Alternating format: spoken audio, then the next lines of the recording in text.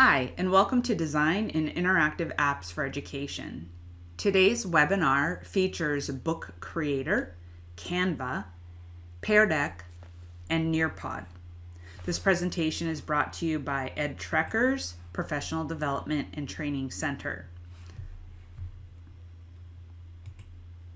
All resources can be found on this presentation, as well as the web link that was provided in the welcome email. When you get to the website, we'll just hop over to that. Please note, the feedback survey is where you would record your activity, provide feedback, and include a link to a project that you create with one of the apps. It doesn't have to be a big project. It could be a grab-and-go template, but please provide one link to one project that you have started with one of the apps covered in this webinar, and include that with your feedback survey, and then you will receive a certificate with professional development hours. All right. Also on the webpage, you might want to bookmark it to make it easier for you to return to information covered in this presentation. Instead of having to go through the slides to find links, the 4 apps that we're covering today, BookCreator, Canva, Pear Deck, and Nearpod, are all packaged up here nicely for you.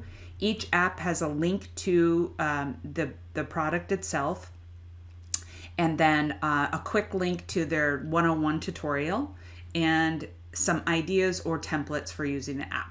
Okay, so just remember that this area here is one-stop shopping for finding what the resources covered in the webinar. All right, without further ado, let's get started. My name is Allison Malika. I'm a Google certified trainer. I have a background in educational technology, library media, and business, and I am the founder of EdTrekkers and happy to be teaching this topic today. So we're going to get started with design and creation apps first, and that would be primarily the 2 that we're covering today, BookCreator and Canva. Now, both of these apps can be used for free initially. BookCreator has some limitations, but the free version gives you enough access so that you can create your own first book and share it. So no matter what, you can benefit from the free version of BookCreator. And Canva is 100% free. So you get the professional account for education for free. And that means students, as many students that you want to interact with and create projects with, they can use it. So let's get started. These tools will be very useful in supporting your academic and teaching goals.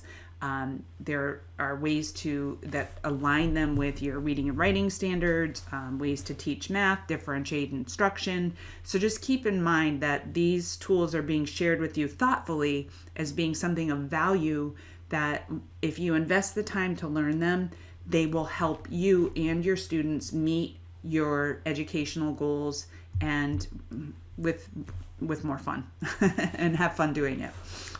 All right, so we're going to get started with BookCreator. And BookCreator is exactly that. It's a book creation tool.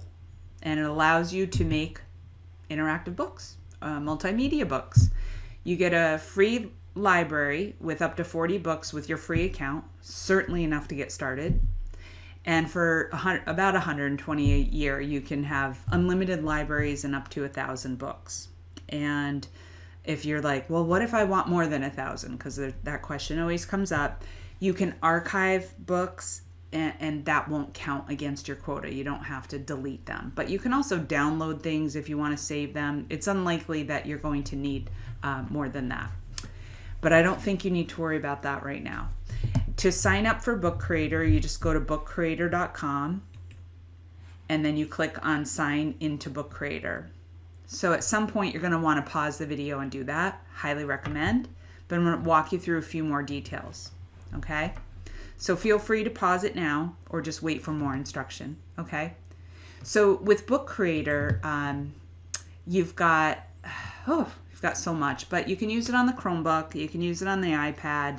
You can use it pretty much on any platform. Students and teachers both create and publish. Each book has stickers, the ability to record text, videos, images, and it's great for K to 5. So a lot of times teachers in grades K to 2 feel like, yeah, but I can't use it with littles. Also great for math. A lot of math teachers, they go to tech conferences and they learn about tools, and it's like, how would I use this with math? Well, BookCreator can be used with all ages, young and old, and all curriculum areas. Some of the things that are popular with BookCreator are like digital portfolios and yearbooks and science labs, but even just students being their own author about a nonfiction or creative writing topic.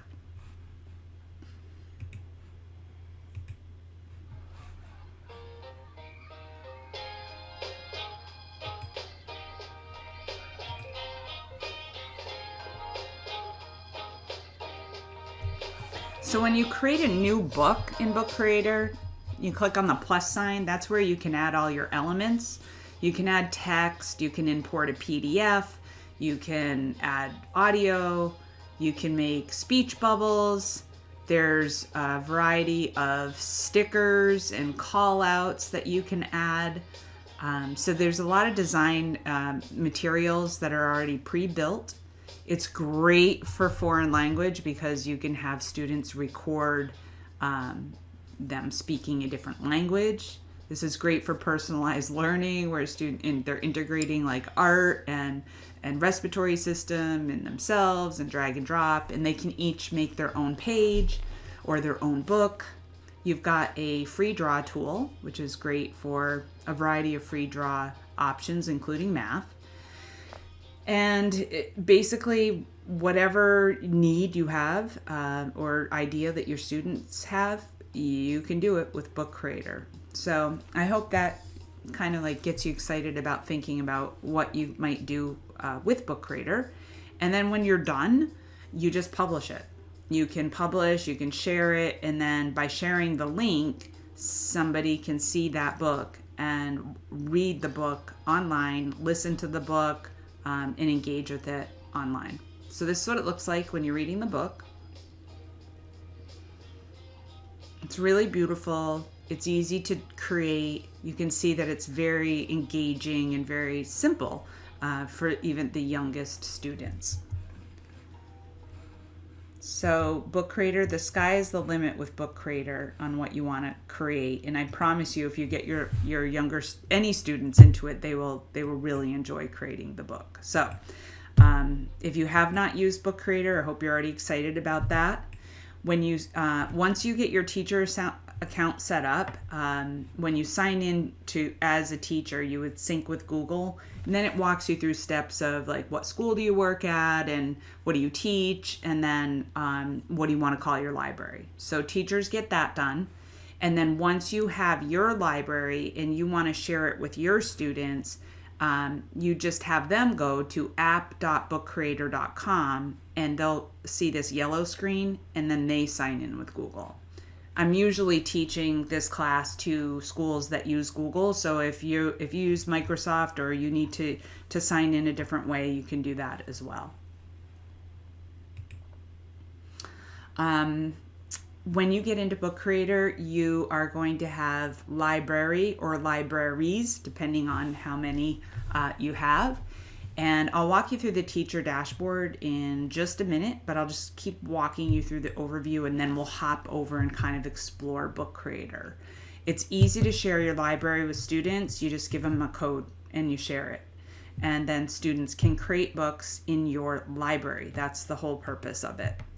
When they go to create a book, or you go to create a new book, you have the option to create new book from scratch, blank canvas, or grab a template, and I'll show you how to do that in just a moment.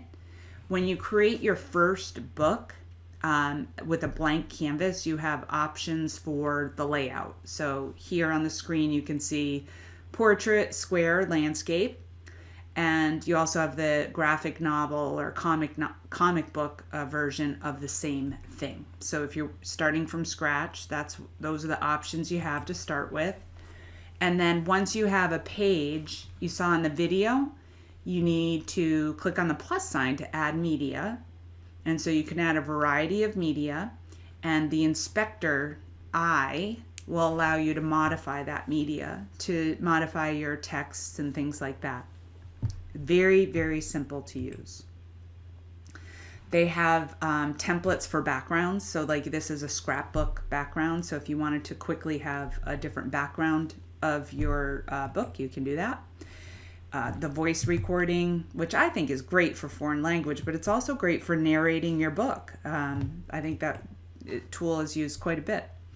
And then last but not least, once you have a book you want to share, there's these little menu in the bottom right hand corner of your book. You would just click on share, and then you have the option to publish that book and share the link. All right, very self-explanatory. The teacher dashboard, this is just a slide about the teacher dashboard, but I'm going to take you over there right now. So let's go to BookCreator, and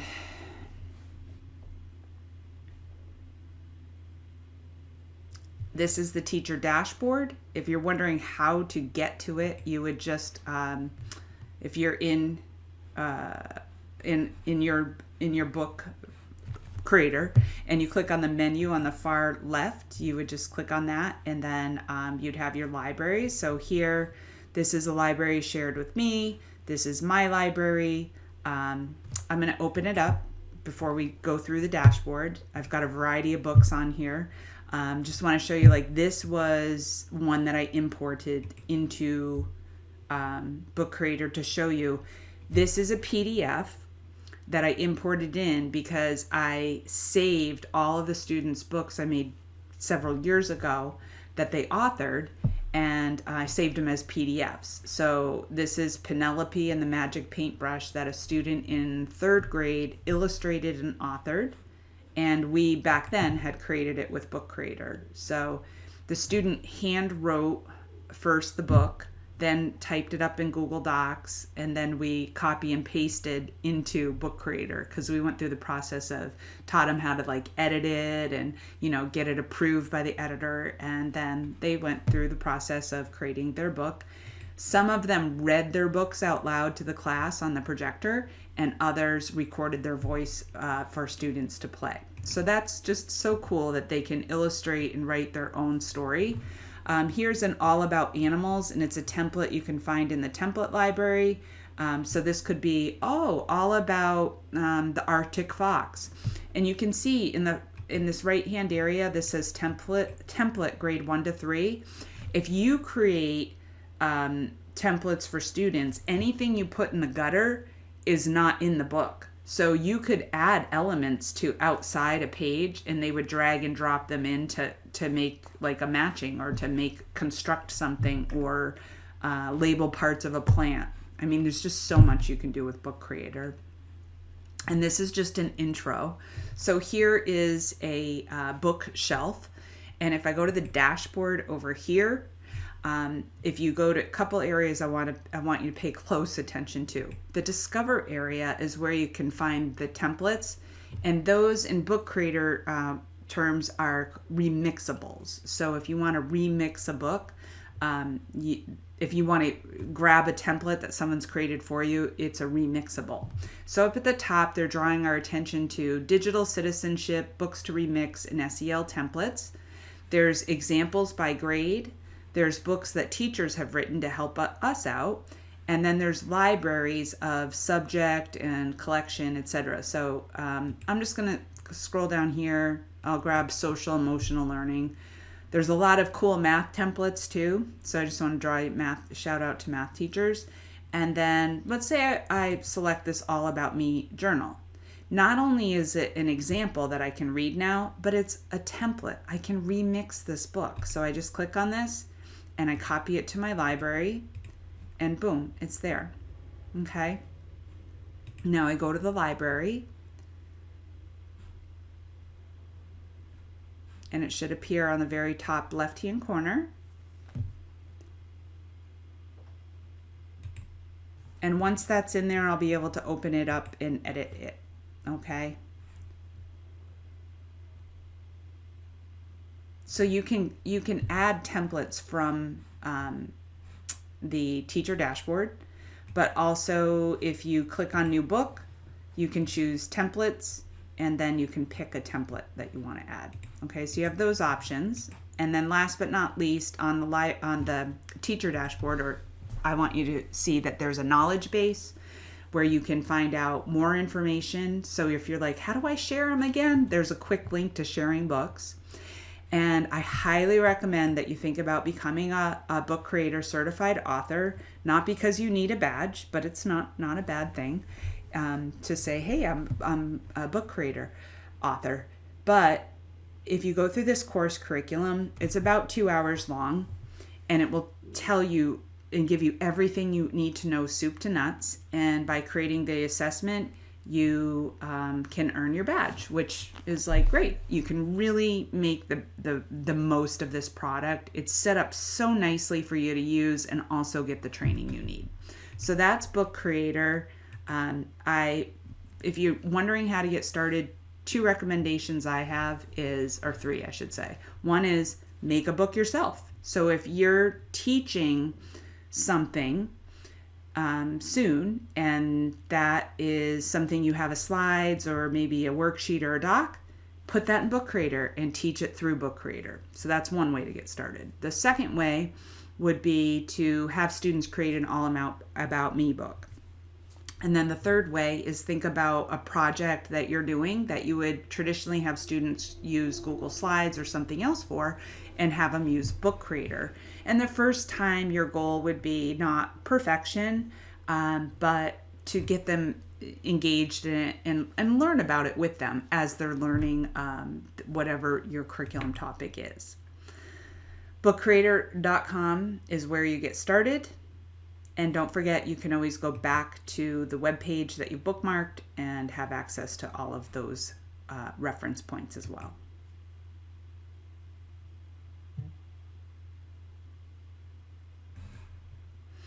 All right, now we're going to get started with Canva.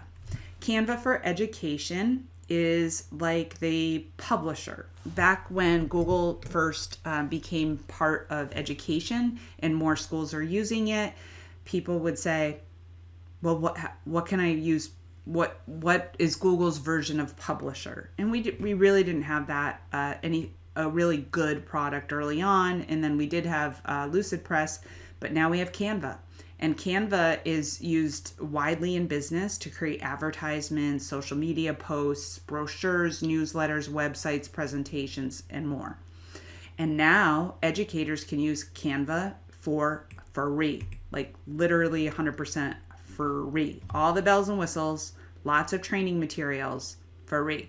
Now, this is powerful because the designing, it's a powerful design tool that can be used in your classroom for you or students to create projects, and they'll look great and it's fun to make them, but they help students build their digital design skills. So if you're teaching them something that you have to teach as part of your curriculum, but you can also teach them really good design skills, that's money in the bank for them later in life. Everyone really needs to know how to create things for online, whether they work for themselves or work for somebody else. There's always a need for that. So you can't go wrong with Canva. And Canva, again, is widely used in business.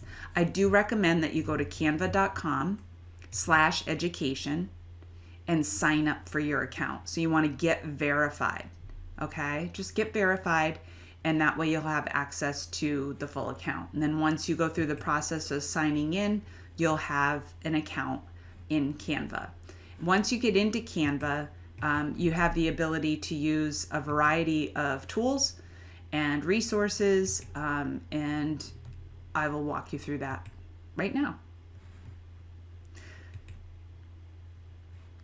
Infographics are becoming more and more popular, and they're a great way to convey data in a visual way.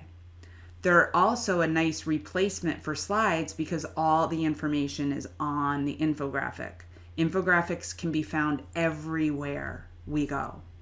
So give your students the opportunity to turn what you would traditionally assign as maybe a slides or a Word document and tell them to make an infographic. And there's tons of templates in there.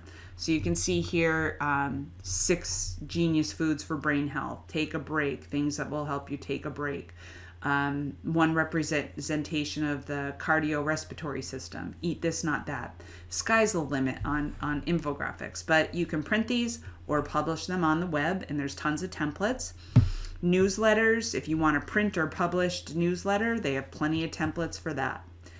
They have templates for presentations that students can make or you can create for them. They can be run as a student-paced presentation. You can assign things in Classroom. The bottom line with Canva is that it's free. It's a one-stop shop for digital and print design. It's even a photo editor. It allows you to do tons with photos. A lot of teachers use it to make printable posters for the classroom or library, banners, stickers, tags, sometimes newsletters, certificates, and then students will create presentation projects or infographic projects. You can make social media graphics for Instagram, Twitter. They have the pre-sized. Google Classroom, make a header, etc. In fact, we're going to make a Google Classroom header just to show you how you would create something from a template quickly in Canva and use it somewhere else. So I'm going to demonstrate how to do that. I'm going to hop over to my Canva. And I'll give you an overview of some of the things that you can expect to find there, okay? So I go to canva.com and I'm signed in. And you're going to see the minute you're there, there's going to be suggestive you might want to try. And I do highly recommend if you see the design docs, try it out. Their design doc is interactive, so you can make a doc that has tables, presentations embedded in it. You can embed a presentation in a doc. So that's a pretty cool feature. On the left-hand side, you also have templates. So if you click on templates, you will see a drop-down of different template topics, and one of them is education.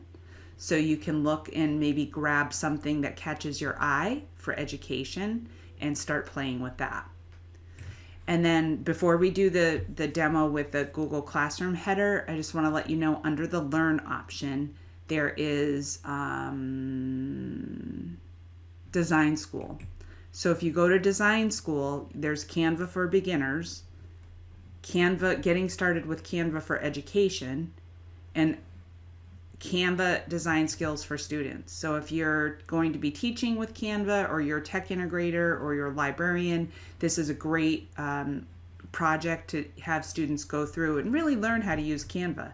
And if you develop the Canva skills for students and they continue to use the product, it will be an easy go-to for them to demonstrate understanding, and that's going to free up your time in the long run, because one of the goals you have is once students have all the learning connected in their head and they need to demonstrate understanding, you don't want it to take forever if it doesn't have to. So this is a great resource to teach kids Canva design skills so that they can return over and over and create things with Canva.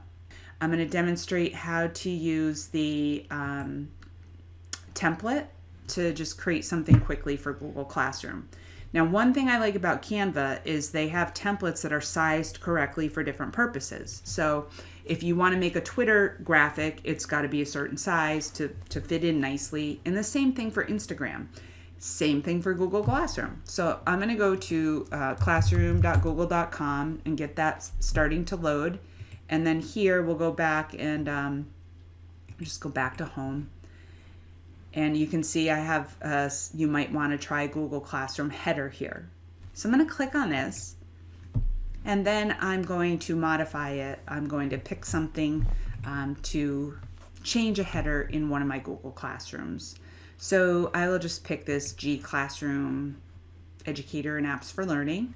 And you can see here the header is standard Google header, and I'm going to select Customize. And when I do that, I have the option to upload a photo. So I am going to create that photo here in Canva. And you can see I have a variety of options here. So I'm just going to, I could search for something. So if I was searching for math, I could find a math class. If I'm searching for science, I can look for science. And then if I want to just see what they have generically, I'm going to grab this. So by just clicking on it, it just poof, it put it right there and it's sized perfectly. Now I want to add it to my Google Classroom. So I'm first going to click on share. And this is where I would rename it. So I could call it classroom header. And now I'm ready to share it. So I can copy the link and change access so people can see it and edit it or do whatever. But what I really want to do is download it. And I'm going to download it as a PNG. But if I click here, just let you know, you can download things as PDFs. So if you need to make PDFs, you can do that. So I'm going to download this as a PNG, which is an image file. And it happens to be suggesting that anyway. And once it's downloaded, it appears on my downloads bar, and I'll just hop over to Classroom and upload that. Okay, so I'm going to drag and drop it in. And because it's been pre-sized for me, I want to expand it. And, and now I have a new image for my Google Classroom header. So your challenge today is to create at least a new header for one of your Google Classrooms using Canva, right? And then if you want that to be your link for getting PD credit when you submit your feedback form, you would just click on anyone with the link, you can change it to view, copy the link, and then paste that in when you submit for your professional development for attending the workshop or watching this webinar. So that's Canva for Education. All right, now we're going to take a look at the interactive apps presented in this webinar. We have Pear Deck and Nearpod. Pear Deck is going to be set up and orchestrated by the teacher. Students can engage with Pear Deck. When I run the live webinar, I use Pear Deck so that teachers can become more familiar with its use by actually engaging with it. And I'll demo that. Nearpod allows you to create interactive lessons, and I will wait until we get to Nearpod to show you all the bells and whistles, but it's pretty impressive. As a technology specialist, it's really important to me to share tools with teachers that will help them provide differentiated instruction, because there are so many demands on teachers today to address all the diverse literacy needs in the classroom, and it's really difficult. And if I'm teaching a tech tool, it needs to help them with that mission, because that's the biggest challenge teachers have today. One thing I really like about Pear Deck is that it's an add-on for Google Slides, meaning that you're going to be using Google Slides, and it's an add-on to Google Slides. So if you already have Google Slides, great. We'll add Pear Deck on, add a few interactive slides, and you'll be ready to go. Pear Deck is, for what we're doing, is a Google Slides add-on designed to help teachers create engaging slideshow content. So they have their slides, and then they insert interactive slides. Now, if you've noticed in this webinar, I've kind of been skipping over the Pear Deck slides because it's a webinar. I don't have anyone in here. But if I were running Pear Deck right now, those of you in my live class would be selecting yes or no, and then I would pull up the responses, and the whole class would see how many people said yes and how many people said no. So that's pretty much how Pear Deck works. Its basic use is free. So you can use it unlimited for free. And there's enough in the free option that you really don't need to pay the money for the teacher dashboard. I have not. I have been able to take advantage of the free option because I have other tools I can use for other things. But that's entirely up to you. If you start using Pear Deck and you're like, oh, I want to click on teacher dashboard and see what student, see this or engage with that. And it says, oh, you need to upgrade to do that. If you find yourself repeatedly needing that or desiring that, it would be worth the upgrade. So it takes a little bit of time to sign up for Pear Deck. So I'm going to ask you to pause this video. When we get to the next slide, I'll show you. You can just go to peardeck.com and then sign up. Or you can go into Google Slides and add the add-on. Now, the way that I have the live workshop set up is that through Pear Deck, this slide would show up on my student screen, and they would click on the link and open up the Pear Deck template, and then go through the process of adding the Pear Deck add-on. So if you click on the Pear Deck Slides template here, and you were to, you would see a button right on the screen once you choose this template. So let me see if I can, let me get this into a different account. I'm not sure if this account has already done it, but we'll see. So if you were to use the template, okay, you would click on it, and then click on Use Template. So that's my shortcut to getting there, but you still have to go through a process of signing in with Google, verifying your school, adding your school, what do you teach, etc., etc. So it looks like maybe in this case, this person may already have it. Nope. So if you don't have Pear Deck and you were to click on that link, it would show up here on the right and you would choose Add It. In this case, I think it's added, so I'm going to click on Use. When all else fails, if you open any slides that you have and you click on extensions, if you don't see the Pear Deck add-on, you just go to add-ons, choose Get Add-ons, and then you could search for it if it doesn't show up on the screen. But here it says it's already installed here, but if it wasn't, I would just double click on it. So we won't talk about that just yet. So if you need to, you can go ahead and add it, and then it will be available to you. Then anytime you want to use Pear Deck in a slides, you just click on extensions, and then you choose Pear Deck, and then open Pear Deck. Pear Deck. Okay? And then you can see I already have these interactive slides here. So this is like, what's one kind thought somebody did for, this is a SEL. So what's one kind thing someone did for you recently? And then here is a gratitude jar, and here is the area of a square. There's so many different things you can ask in the Pear Deck, but on the right-hand side, you see the template library. And in the template library, if you were to select that, you have the beginning of the lesson, during the lesson, and end of the lesson. So they've kind of got it all like kind of categorized. Not that it's perfect, but let's say I go to the beginning of the lesson. I have slides that say, as you come in, do this. What did you learn from the homework? Draw this. Think of a question one of your classmates might have. What do you wonder about today's topic? How was the homework assignment? So if you wanted to choose this one just to get the party started with an icebreaker, you would click on it and it would go into your slide deck. And in this case, it ended up exactly where I had selected the slide. So there it is. And then I'm going to go back and just let you know that there's templates for during the lesson and templates for the end of the lesson. Okay. And if you go a little further down, there are critical thinking, and there's also slides for littles, math, science, social studies. So those are for you to explore. I don't need to walk you through that because you can go to the ones that you're the most interested in. What I need to do now is show you how it works. So if I were to start this lesson right now, what would happen is I would make the determination of whether or not I wanted it to be student paced or instructor paced. All right.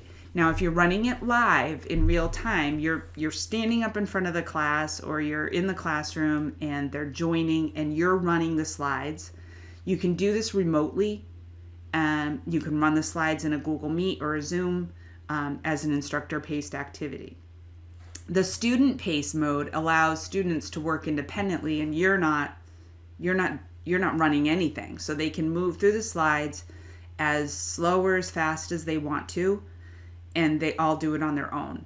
And I've used the student paced activity in the classroom, not as homework, so that I can work the room. So I give them all the interactive slides, but then I work the room to support their learning. So really the sky's the limit. I think I've said that 3 times in this webinar. You can choose student paced and put the link in your Google Classroom and make it like a flipped learning opportunity or homework, or you can run it live. So I'll just use this example to run it live. And when you click on it, as a teacher, this is what your screen will look like. Okay, I'll grant permission. This is what you're going to have to walk through when you're actually getting everything set up.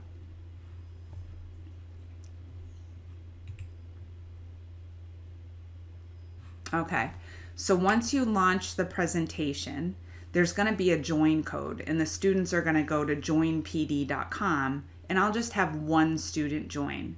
So on the screen, this is what it'll look like, and you'll need to remind them to go to joinpd.com, and then they would type in this code that they see on the screen. I'm going to copy it so I can open up a different screen, and I'll go to joinpd.com, and this is where students would join Pear Deck and enter the code.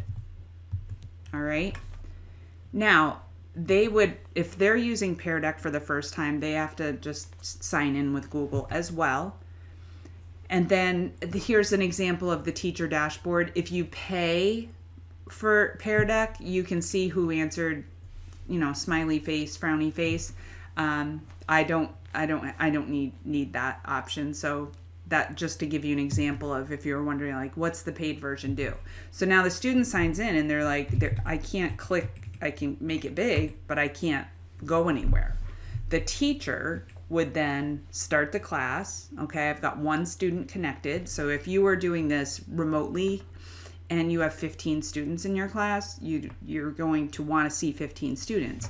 It's also a nice way to make sure your students are engaged in what you're teaching. So even in something like advisory, I use Pear Deck all the time, because students come in and they're like, I don't know, I may or may not have to participate, but it's very clear on who's engaged and who's not, and they all pretty much have to get on the wagon. So if you're teaching 15 and there's only 13 connected, you're like waiting for 2 more. I could walk the room, or you can just get this done. Who needs help? Point taken. So I'm going to start the class now. Everyone's in. And I say, okay, guys, today we're practicing gratitude. So maybe I have a video, maybe I give a talk, and then I say, first, before we get started, how was the homework assignment? So I'm going to go back to the student view, and the students have this little dot. And so let's say I want to say not great. All right. We hope it would be great, but let's say that this, students put it there. So this is the teacher view. And how do you know it's the teacher view? I've got the little ability to put the code back up on the screen. And everyone has provided their response. So I can see if there's 20 people, there'll be 20 dots. Okay? I think that makes, in hide responses, show responses. You can also lock screens if you want to stop the responses. So moving on. What's one kind or thoughtful thing someone did for you recently? And then they can draw. So somebody got me flowers. They can use text.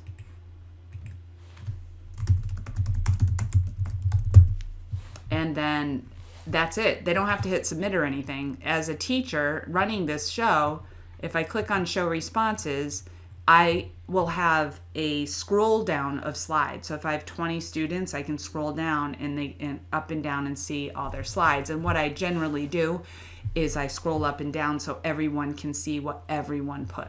And we talk about some things and pause when we need to. So moving on. Write down all the things you are grateful for in the jar. So they might list 4 or 5 things, and then I would show the responses. And now I'm like getting them thinking about what other people are grateful for. And that's what I love about Pear Deck. It's just a really quick but great way to have group think. It's not confrontational because students don't know what each other wrote. I have not had a problem with that at all. And it's just, I see them, they're so engaged and they love doing it. So Pear Deck, super easy way to engage your classroom and to raise the critical thinking part of your lesson. And like I said, for any type of curriculum, in this case, it's math. I like to always show a math example. It says, what is the area of the square? What is students see? So let's go back to students view. Oh, and students see, oh, the area, 5 times size. And they enter it. And so as the teacher, you can put the answers up on the screen and you can show the responses and you can say, oh yeah, great job. Nope, it's 25. So the kids will see like, oh, I put 7, but oh, it wasn't 7. And then you can say, if you put 7, think about why you got that, but let's explain what the right answer is. You're the math teacher. You know how to address those things. All right, so now I'm going to end the session. But as your intro to Pear Deck, that's basically what it is in a nutshell. So you have your slides. Once it gets added or you need to add it, you can go to add-ons and add it. Once it's added, to launch it, you open it and you just click on, start lesson. You can publish and share your lesson. You can review sessions. So that's the basics. So if you were to want to add your artifact, let's say that you did this, you made this, you added a few slides. If you want to add this, when you go to submit your feedback form, just click on share. Make sure that you change the link to the Pear Deck as anyone with the link can view. Copy the link and put that in your feedback form so you can earn professional development credit. So just to recap, Pear Deck allows you to create beginning, during, and end, critical thinking, social, emotional learning, and curricular topic slides from the template gallery.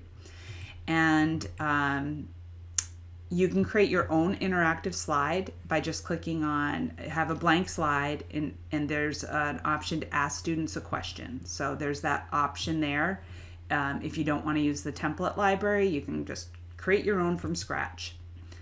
And then launching Pear Deck, we just demoed that. We talked about student paced and instructor paced. Student paced will give you a link you can post anywhere, and you always see the share to classroom option, which is really nice. And then linked on the website, if you go to the Pear Deck option here on the website, you've got a link, and then you have a link to how to use it with a little bit of a recap. All right.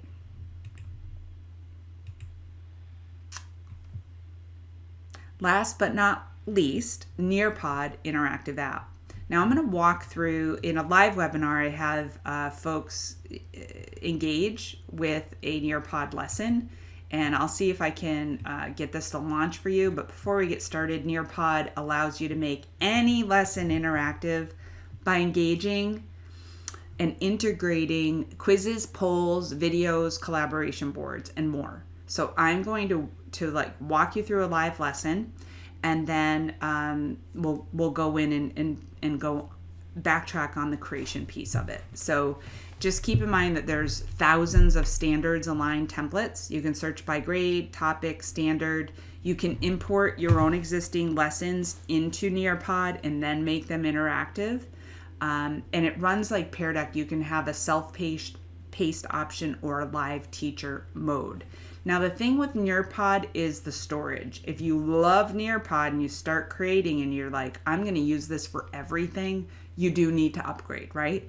But if you're going to use it for lessons here and there, you have 100 megabytes of storage and 40 students per lesson. It's enough to get started and use it enough to know whether or not the $159 a year is worth it.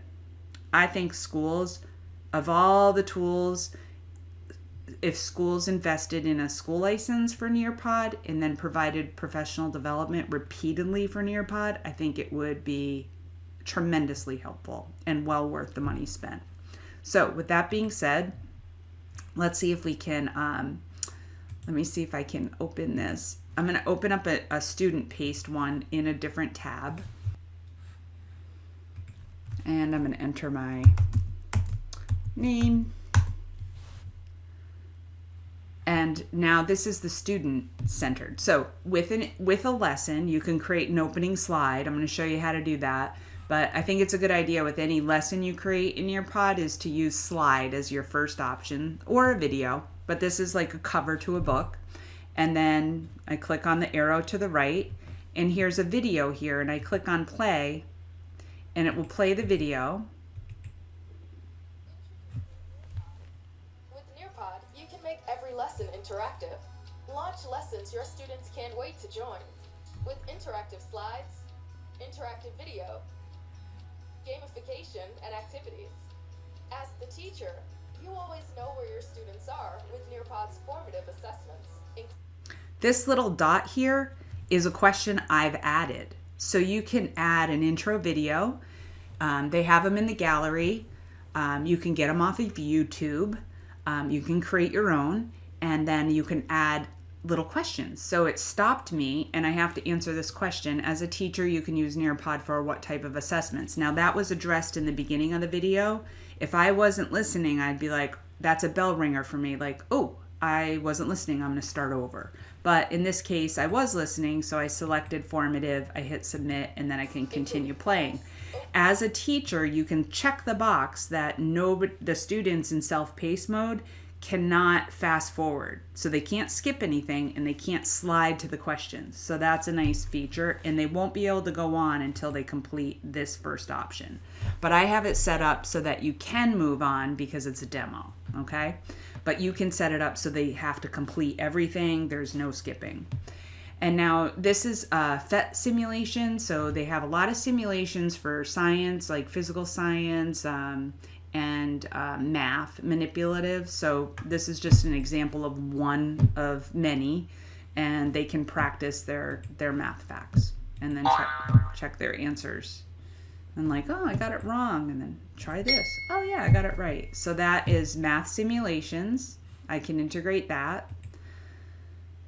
You can add to a lesson. So you can see this is one lesson. So you can create a lesson, a curriculum unit lesson with all of these types of tools built in between teaching. It's just amazing. So then you can have a multiple choice quiz and they can submit. Included in Nearpod's free version, you can see everything on the back end. So it's only storage, but they get you with storage if you want to like really go gung-ho with Nearpod. All right, so what letter comes after alphabet there? I got it right, but as a teacher, I'm going to be able to see what everyone got, okay? So if you need to do formative or even a summative assessment. This is an example of draw it. So it says draw and label 3 parts of a volcano. And you can also record things as a teacher. Draw and label 3 parts of a volcano here. So if I'm teaching students and they're young and not quite readers yet, I can record this and say draw the letter C here. But here it's volcano. So, you know, the label, I can add a text box and then hit submit. You can also add fill in the blank. You can copy and paste text in here and then click on the words as a teacher that you want to pull out, and then there's your fill in the blanks. So with Nearpod, I put that, drag it up there. You can create interactive, formative assessment, and so on and so forth. So fill in the blank. And you also have the option of integrating interactive, competitive-based games. So Time to Climb is like something I would create on its own because it's like a Kahoot, but you basically set it up as a Q&A game, and then they click on Join Game. And because it's student-paced, it's not going to wait for the teacher to run it. And then I'm going to choose the right answer. And there's only one question here, but you can have 20 questions here, and they get at the end, they win. They won the game, okay? Nice work. You answered the one question correctly.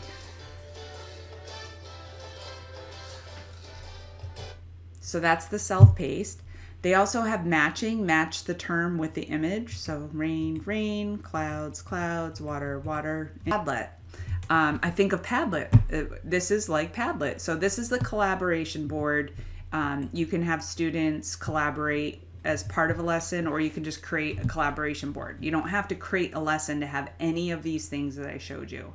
So if in Nearpod you just want to make multiple choice quizzes, you can do that. But if you want a lesson to incorporate a variety of things like I've been showing you here, you can do that too. Here's a poll option. Do you like Nearpod?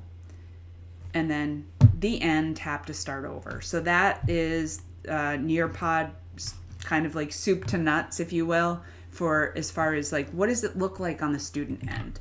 So let's go on the teacher end, and I would say in a moment you're going to want to pause this video so that you can set up Nearpod, or you can wait and set it up at the end of the slides. So to sign up for Nearpod, you go to nearpod.com.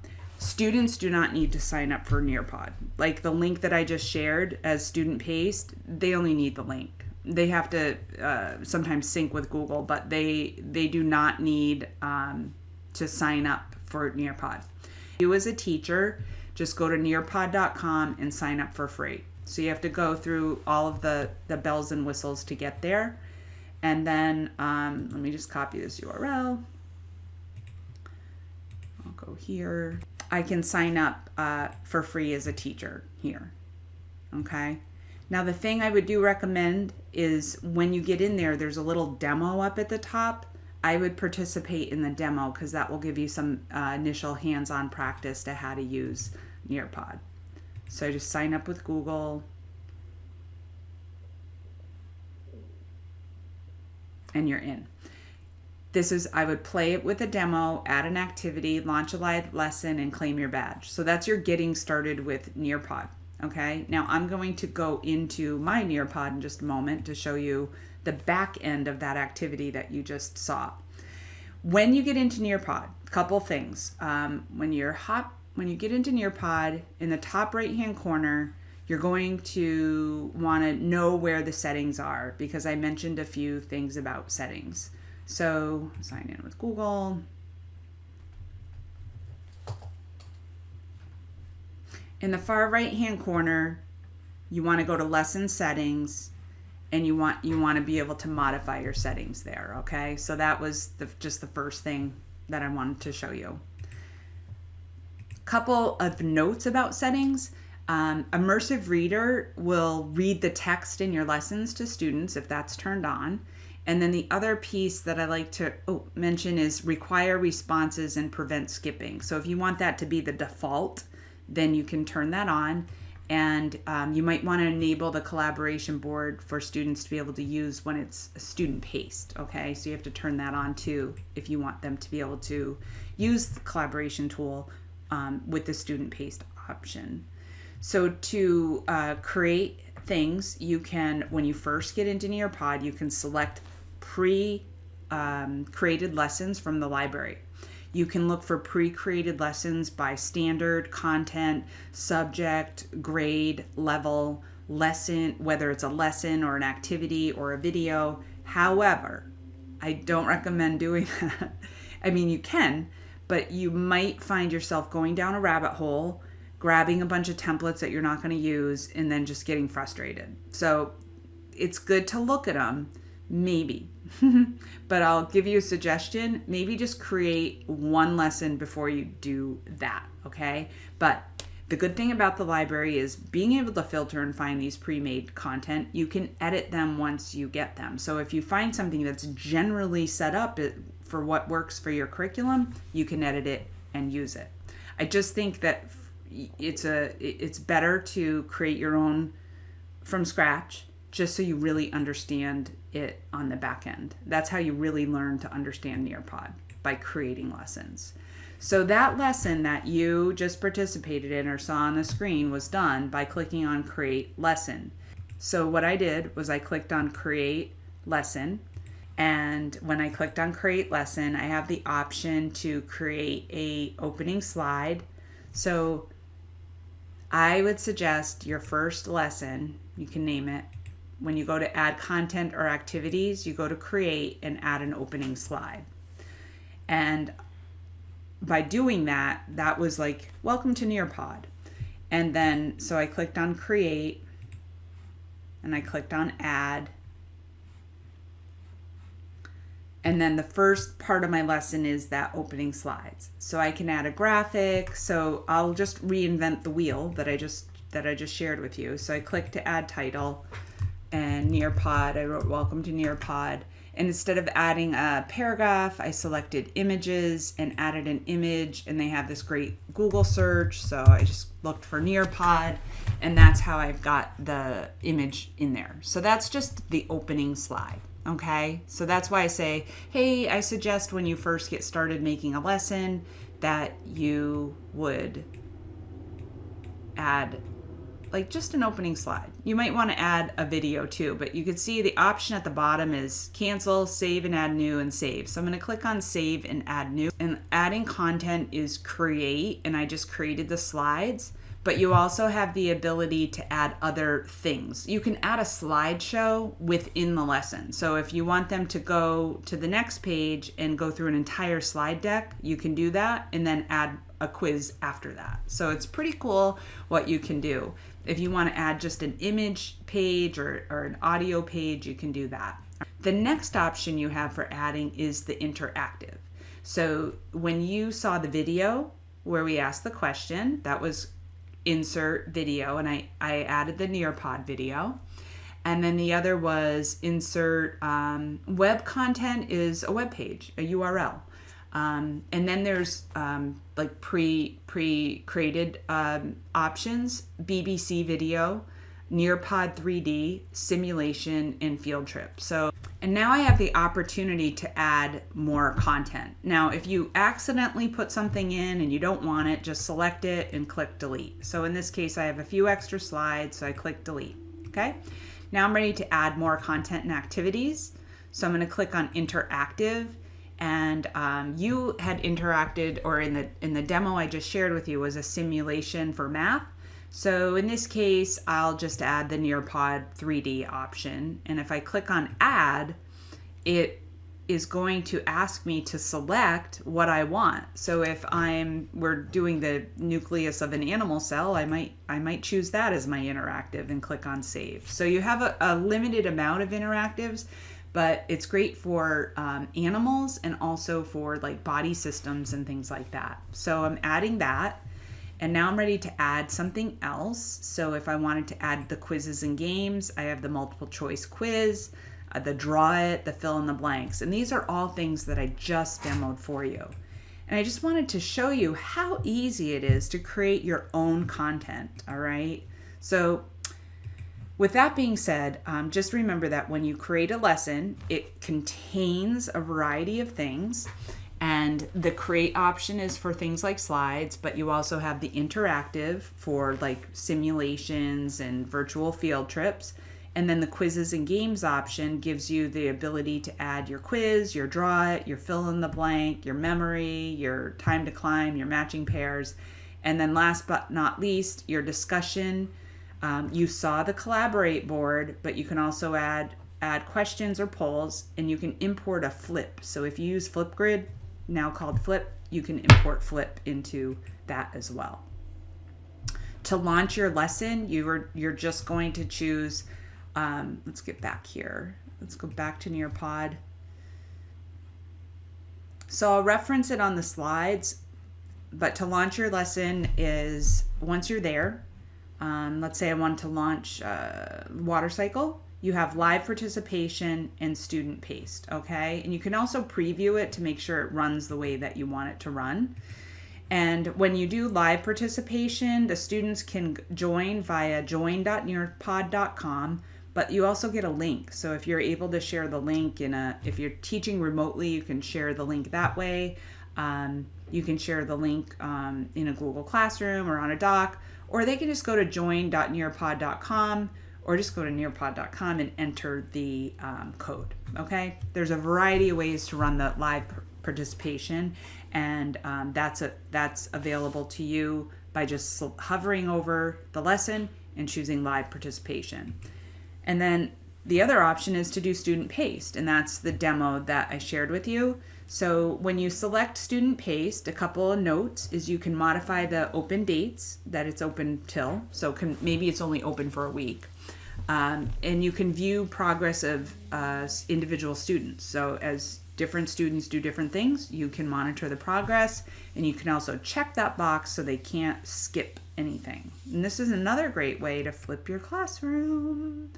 So to sum it up, the free Nearpod allows you to do everything, okay? Everything you want. So you can learn the bells and whistles and learn everything you need to learn about Nearpod and become so dependent on it that you have to subscribe.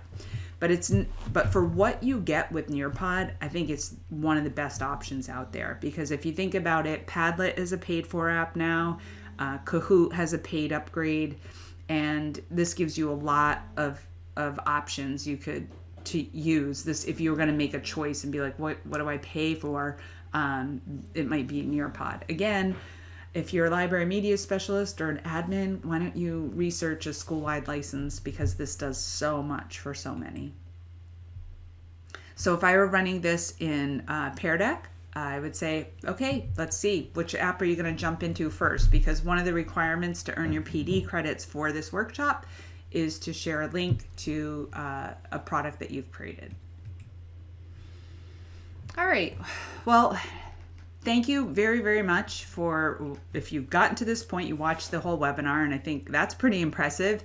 I hope that this was articulated well enough for you to be able to use. Trying to like package up key features and teach, what's important about something is quite a task, quite a challenge. So I would appreciate your feedback. I hope this was useful for you. If you go back to the website, you can click on the feedback form. Remember, you're going to want to select a link to one of your projects that you created and include that with your feedback. So that would be lovely. And there's no time limit on it, but I would say try to get your artifact in within a week, okay, with your feedback form, and we'll get those certificates right back out to you. All right, and my email is allison@edtrekkers.com, and you're more than welcome to reach out to me anytime if you have any questions or need any help. I would be more than happy to support any questions that you might have. All right, thanks again. Have a great day.